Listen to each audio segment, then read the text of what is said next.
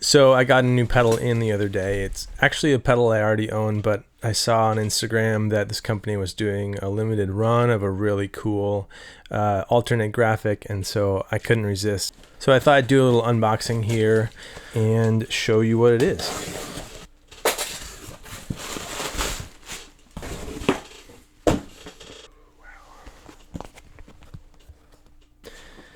So this kind of got me thinking about the question of whether guitar pedal aesthetics matter. Got number 49. Comes with a cool little special edition card here.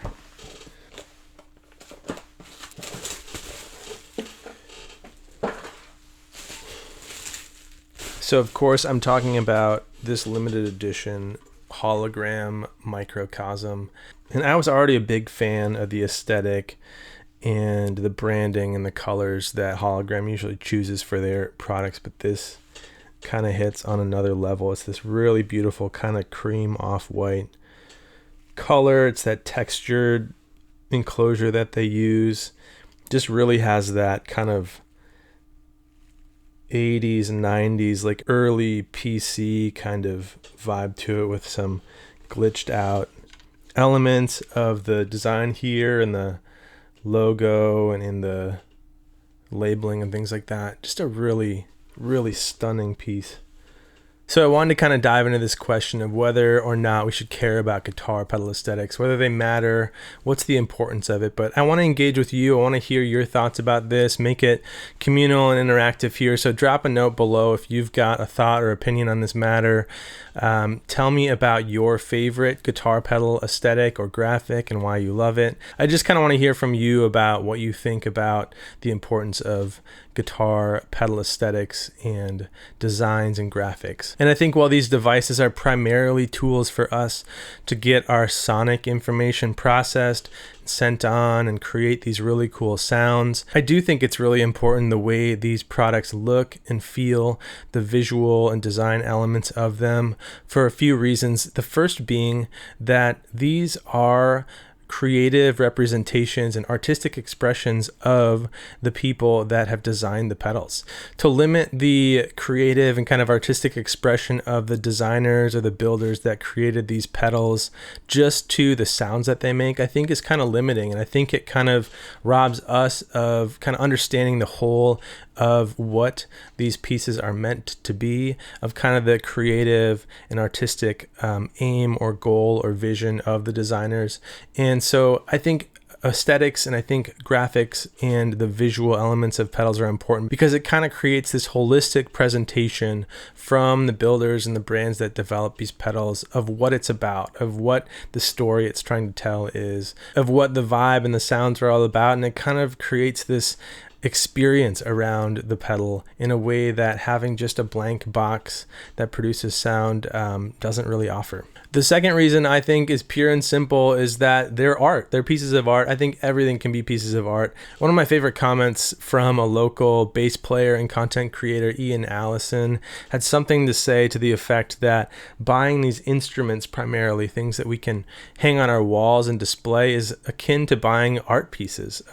But the value beyond just a piece of art on the wall is that we can actually pick them up and play them, produce music and creative expressions with, we can generate money with, we can do all sorts of things with these pieces while they still at the core are pieces of art too. And I think that's true about pedals too. I think it's true about really anything, that anything can be art, that we can find inspiration from, that we can display proudly, that we can appreciate and enjoy the visual or sonic elements of any number of things and call them art. And I think that goes for pedals too. As you can obviously see, I've sort of lined my walls of the studio here with pedals, in part for practicality, but in a large part because I just love the visual, the aesthetic of having these pedals as kind of this like smattering and collage of different builders, of different colors, of different designs.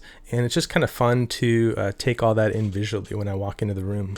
The third reason why I think it's The third reason why I think that pedal aesthetics are important is because visual art can absolutely inform and inspire and flow into our creative art as musicians. I think that when we take inspiration from other mediums, whether it be looking at paintings, whether it be listening to great presentations or reading a thrilling novel or piece of poetry, that we can take that inspiration from different forms and different mediums and allow it to kind of inform the way we create as musicians, allow it to help kind of shape and round out the types of art that we make in the music space. And so in a similar way, we can be inspired by the visual elements of these pedals along with the obvious sonic elements too. But that inspiration can come from a lot of different avenues, including the visual aesthetic of something. So I'm stoked to have this pedal in.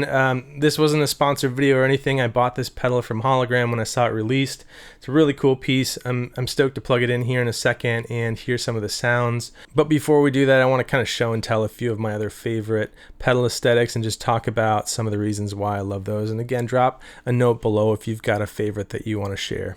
I think color is kind of a fun thing to play with on pedal boards, and while you end up having kind of a similar hue with a lot of blacks and grays, and you've got your green pedals that are screamers and you got your blue pedals that are blues drivers or blues breakers. I like to kind of break the mold sometimes with that, and one of my favorite pedal aesthetics was inspired by buddy Matt Lowry and was a part of a project I did for my shop, Little Box Effects. It's these mustard yellow Montreal assembly count to fives, and I just think for some reason it grabs me in a way that's kind of vibey and fun. It's definitely outside the norm of a lot of the pedal aesthetics and colors that you see, and so that's one of my favorite pedal hues and pedal aesthetics that I've got in the shop here. I also love the knobs. I chose these specifically because I like the kind of tactile nature of them and the mirror tops there, so knobs are important too. Vongon kind of broke onto the scene with their pedal aesthetic, these really beautiful wood boxes that enclose his circuits.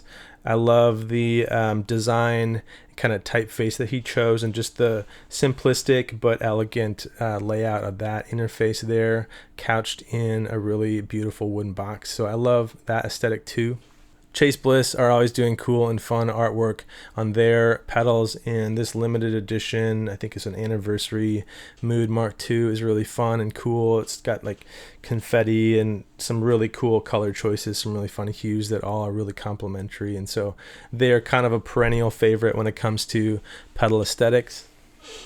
The interesting thing about aesthetics too is that it's also preferential. It's like what I like and love can be totally different than what you like and love, and that's okay. There's not really a right or wrong. And so I think I kind of find myself enjoying and appreciating different pedal art and aesthetics for different reasons, and sort of appreciating and liking and being drawn to a wide range of different aesthetics too. One of my favorite aesthetics is from a builder named Pladask. They're over in Europe, and they make these cool granular, time-based, glitchy effects, but this is their Baklengs, but he utilizes the same kind of design with kind of a PCB front in different colors. He has some different complementary colored knobs that he'll use with those, but it's a very almost kind of brutalist, very utilitarian approach to the aesthetic, but it's very clean. The typeface he uses is really clean and legible, and everything's very symmetrical and laid out nicely. But while it is really pretty utilitarian and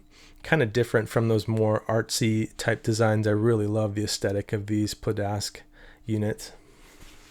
Finally, this is kind of the last pedal that came in that really wowed me with its artwork and its aesthetic. This is the Mask Audio Electronics Part Garden Germanium, and the art on this is just really beautiful. Some fun kind of color gradients that go throughout the design. It's a whole kind of dystopian scene that's painted onto the front with a sparkly black. It just feels like an art piece on the face of a pedal, and it's textured and raised in a cool way. So I was really kind of taken aback and really drawn to this art and this aesthetic on the pedal when it came in. We're going to hear some sounds now. I'm just going to mess around with the Microcosm. It's not new to me. It's probably not new to you, but we'll use that as our outro for this video. Thanks again for watching. Stay tuned for some sounds if you want to kind of get lost in ambience. And otherwise, we'll see you for the next video.